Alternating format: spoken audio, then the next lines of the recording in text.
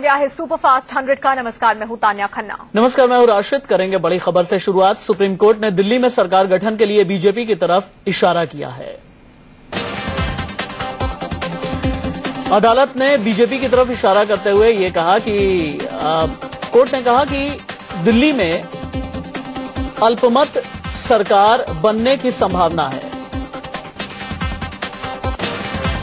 Supreme court ने सरकार गठन के लिए उपराज्यपाल की कोशिशों की तारीफ भी की है। कोर्ट ने कहा कि आखिरी फैसला एलजी को लेना है। कोर्ट सरकार गठन के लिए उपराज्यपाल को वक्त देने के हक में है। सुप्रीम कोर्ट ने कहा कि अखबारों में जो पढ़ रहे हैं वो सकारात्मक है। मामले की अगली सुनवाई अब 11 नवंबर को होगी।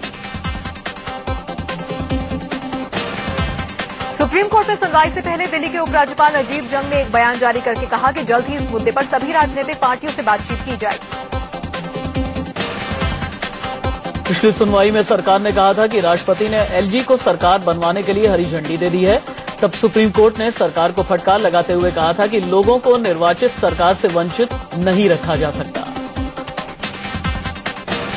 दिल्ली में सरकार गठन को लेकर कल उपराज्यपाल अजीब जंग ने गृह मंत्री राजनाथ सिंह से मुलाकात की थी। दोनों के बीच करीब 20 मिनट तक बातचीत चली।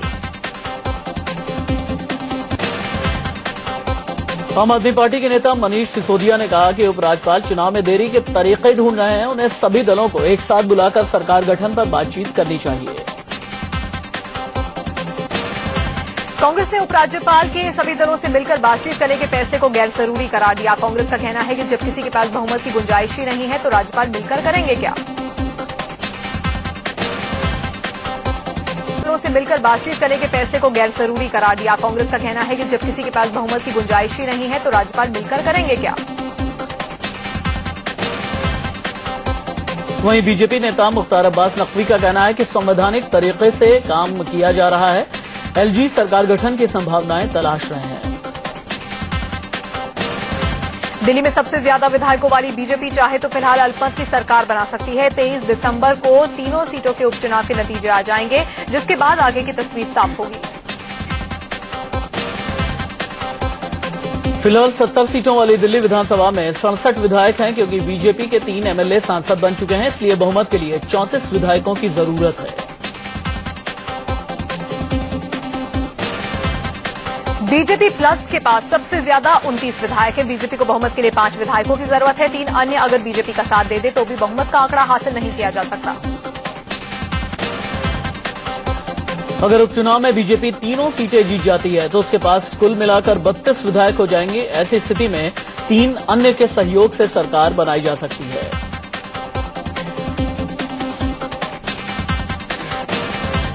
दिल्ली विधानसभा में अभी बीजेपी और अकाली दल मिलकर 29 विधायकों के साथ है। आम आदमी पार्टी के पास 27, एक विनोद कुमार बिन्नी है, 8 कांग्रेस के हैं, एक निर्दलीय रामवीर शौकीन है और एक जेडीयू के विधायक है।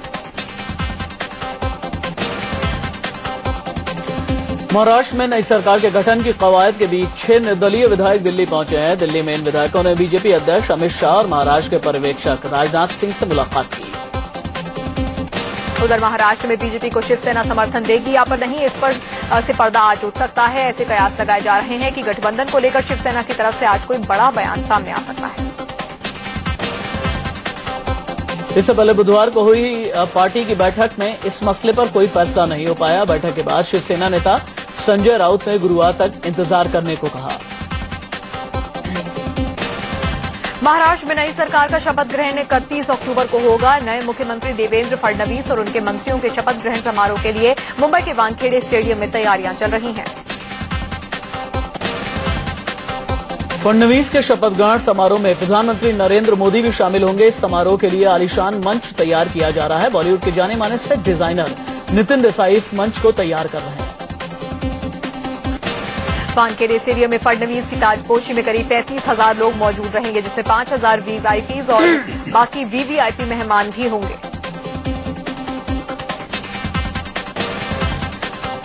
मुंबई में सीएम के शपथ ग्रहण के लिए भव्य तैयारी की जा रही है। खबर है कि शपथ ग्रहण समारोह के लिए समंदर किनारे कमल के 40 कटआउट लगाए जाएंगे।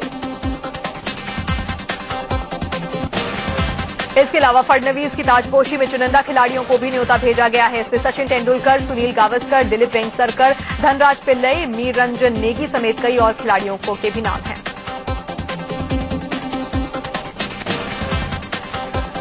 महाराष्ट्र बीजेपी के नए अध्यक्ष कोल्हापुर से पार्टी के विधान परिषद सदस्य चंद्रकांत पाटिल होंगे। सीएम बनने जा रहे देवेंद्र फडणवीस अब तक ये जिम्मेदारी संभाल रहे थे। एक अंग्रेजी अखबार की माने तो सुप्रीम कोर्ट में जमा 627 विदेशी खाताधारकों के नामों में से कोई भी नेता या बड़ा उद्योगपति नहीं है। खबर के मुताबिक ज्यादातर खातों में 5 से 10 करोड़ रुपए ही जमा है।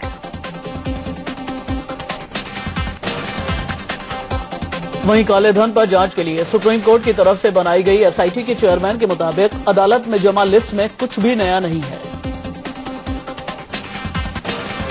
इससे पहले कल केंद्र सरकार ने विदेशों में काला धन जमा करने वाले 627 खाताधारकों की लिस्ट सुप्रीम कोर्ट को सौंपी थी। अटॉर्नी जनरल मुकुल रोहतगी ने सीलबंद लिफाफे में ये लिस्ट कोर्ट को दी। सुप्रीम कोर्ट ने एसआईटी से खातों की जांच के लिए एसआईटी को 31 मार्च 2015 तक की डेडलाइन दी है। 30 नवंबर तक एसआईटी को जांच की स्टेटस रिपोर्ट देने के लिए कहा गया है। काले धन के मसले पर वरिष्ठ वकील राम जेठमलानी ने मोदी सरकार पर फिर से हमला बोल दिया है। उन्होंने कहा कि भारत को स्वच्छ करने से पहले पीएम को अपनी कैबिनेट को साफ करना चाहिए। वित्त मंत्री अरुण जेटली ने नियंत्रक और महालेखा परीक्षक यानी सीएजी को अपनी ऑडिट रिपोर्ट के जरिए सनसनी फैलाने से बचने की सलाह दी है। जेटली के इस बयान की आलोचना शुरू हो गई है। देश के बुनियादी ढांचे की समीक्षा के लिए पीएम ने आज खास बैठक बुलाई है। इस बैठक में वित्त मंत्री अरुण जेटली, वेंकैया नायडू, नितिन गडकरी और पीयूष गोयल हिस्सा लेंगे। आज दोपहर 2 बजे तक केंद्रीय दफ्तर बंद हो जाएंगे। सरदार वल्लभ भाई पटेल की जयंती को धूमधाम से मनाने की तैयारी चल रही है। कर्मचारी एकता दिवस पर दौड़ में शामिल हो सकते हैं। केंद्र सरकार ने पूर्व गृह मंत्री सरदार वल्लभ भाई पटेल की जयंती को धूमधाम से मनाने का फैसला किया है। 31 अक्टूबर को सरदार पटेल का 139वां जन्मदिन है और इसके लिए बड़े पैमाने पर तैयारियां चल रही हैं। संसदीय कार्य मंत्री वेंकैया नायडू ने लोकसभा और राज्यसभा के सभी सांसदों को खत लिखकर 31 अक्टूबर को राष्ट्रीय एकता दिवस के रूप में मनाने की अपील की है। लोगों को एकता की शपथ दिलाने की अपील भी की गई है।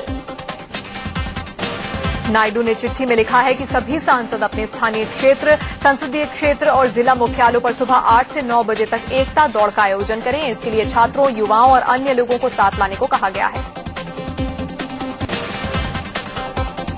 31 अक्टूबर को ही पूर्व प्रधानमंत्री इंदिरा गांधी की पुण्यतिथि भी है और अभी तक इस दिन उन्हीं की याद में बड़े पैमाने पर कार्यक्रम होते आए हैं, लेकिन मोदी सरकार ने इस रवायत को बदलने का फैसला किया है।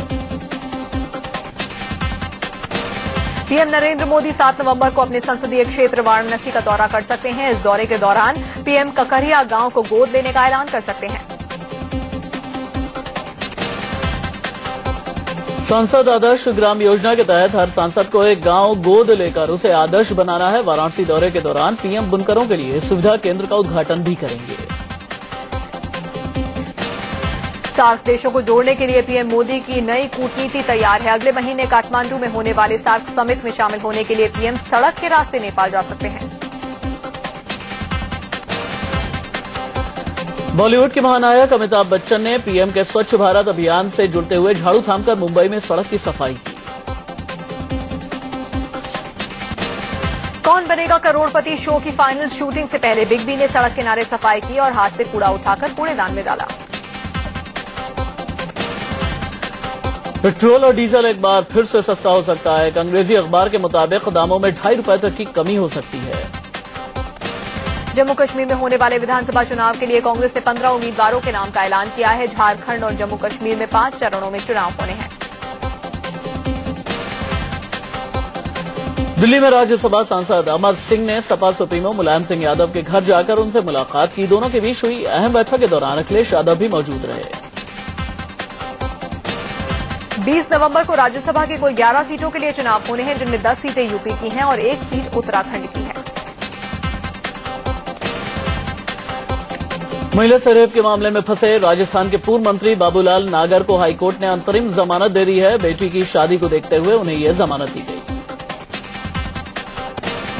काले हिरण शिकार के केस में राजस्थान हाईकोर्ट ने फिल्म अभिनेता सलमान खान को झटका देते हुए उनकी पुनर्विचार याचिका खारिज कर दी है।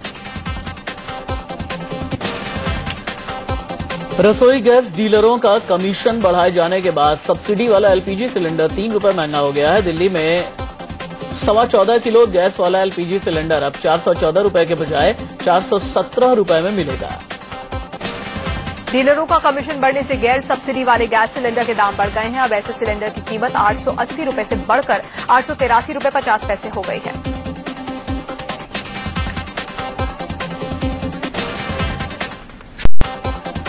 कानपुर के चंदेरी इलाके में आयरलैंड के रहने वाले एक शख्स का शव रेलवे ट्रैक के किनारे मिला।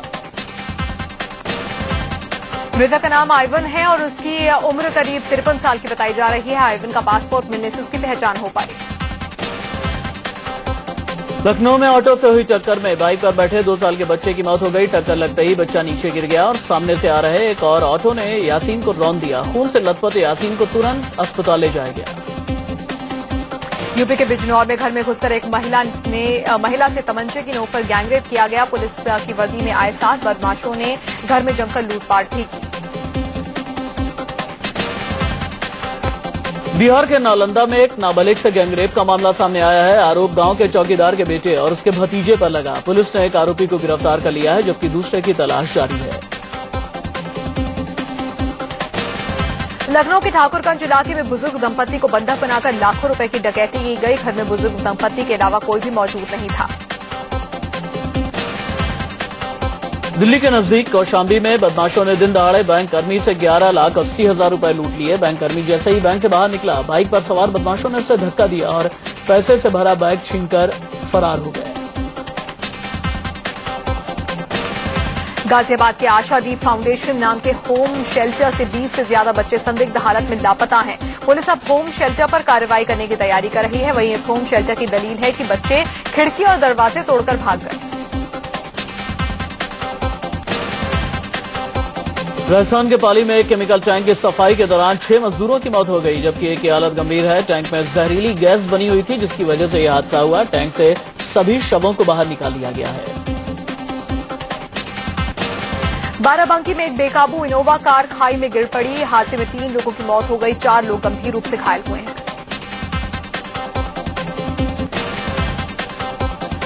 कार में कुल 7 लोग सवार थे। ये लोग हापुड़ के रहने वाले थे और बाराबंकी में प्रसिद्ध सूफी संत हाजी वारिस अली शाह की दरगाह पर चादर चढ़ाने आए थे। यूपी के चंदौली में बड़ा रेल हादसा टल गया। घटना मुगलसराय स्टेशन की है जहां पर रेल की टूटी पटरी पर से विक्रमशिला एक्सप्रेस गुजरी। हालांकि ट्रेन को कुछ नहीं हुआ। यूपी के अमरोहा में एक मिनी ट्रक ने ट्रैक्टर को टक्कर मारी। हादसा टल गया। घटना मुगलसराय स्टेशन की है जहां पर रेल की टूटी पटरी पर से विक्रमशिला एक्सप्रेस गुजरी। हालांकि ट्रेन को कुछ नहीं हुआ। यूपी के अमरोहा में एक मिनी ट्रक ने ट्रैक्टर को टक्कर मारी। इसके चलते 5 लोगों की मौत हो गई। मरने वाले सभी लोग ट्रैक्टर में सवार थे। हालांकि हादसे में ट्रैक्टर चालक बच गया। ट्रैक्टर ड्राइवर के मुताबिक पुलिस की अवैध वसूली की वजह से यह हादसा हुआ। यूपी के मथुरा में एक यात्री बस गोविंद नगर मार्केट में घुस गई। हादसे में 13 यात्री घायल हो गए। जिस वक्त ये यात्री बस गोविंद नगर मार्केट में दाखिल हुई उस वक्त मार्केट में काफी भीड़ थी। घायलों का इलाज अस्पताल में चल रहा है। बस में सवार सभी यात्री फतेहपुर से वृंदावन दर्शन के लिए आए थे। यूपी के रायबरेली में सड़क हादसे के दौरान एक बुजुर्ग की मौत हो गई। मामले में पुलिस ने एक अमेरिकी नागरिक को हिरासत में ले लिया। बाइक सवार अमेरिकी नागरिक ने साइकिल सवार 2 लोगों को टक्कर मार दी। इसमें एक की मौत हो गई जबकि एक घायल है। उगते सूर्य को अर्घ देने के साथ ही आज आस्था के महापर्व छठ का समापन हो गया। नदियों और घाटों पर आज व्रतियों की भारी भीड़ थी।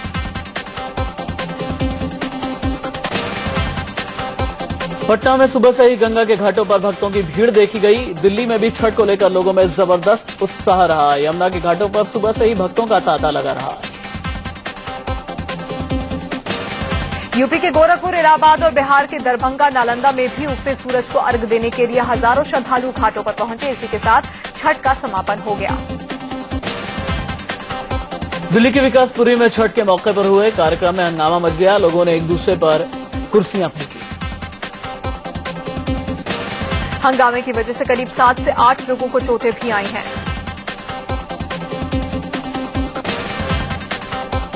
लोगों का आरोप है कि पुलिस ने मामले को शांत करने की कोशिश नहीं की। देहरादून में सीजेएम कोर्ट में हत्या के आरोपी की पेशी के दौरान जमकर बवाल हुआ। पीड़ित परिवार के परिजनों ने आरोपी की जमकर पिटाई की। पुलिस वालों की मौजूदगी में सारा हंगामा होता रहा। बीते दिनों देहरादून के कैंट थाना क्षेत्र में इस शख्स ने एक ही परिवार के 4 लोगों की हत्या कर दी। इसी मामले में सीजेएम कोर्ट में आरोपी की पेशी थी। इसी दौरान पीड़ित परिवार के लोगों ने उस पर हमला कर दिया।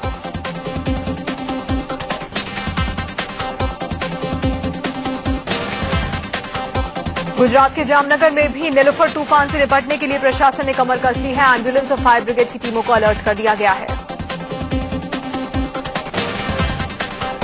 गुजरात के पोरबंदर में नीलोफर तूफान को देखते हुए तटीय इलाकों में एनडीआरएफ की टीमें तैनात कर दी गई हैं। ये टीमें तटीय इलाकों में बसे लोगों को सुरक्षित जगह पहुंचा रही है।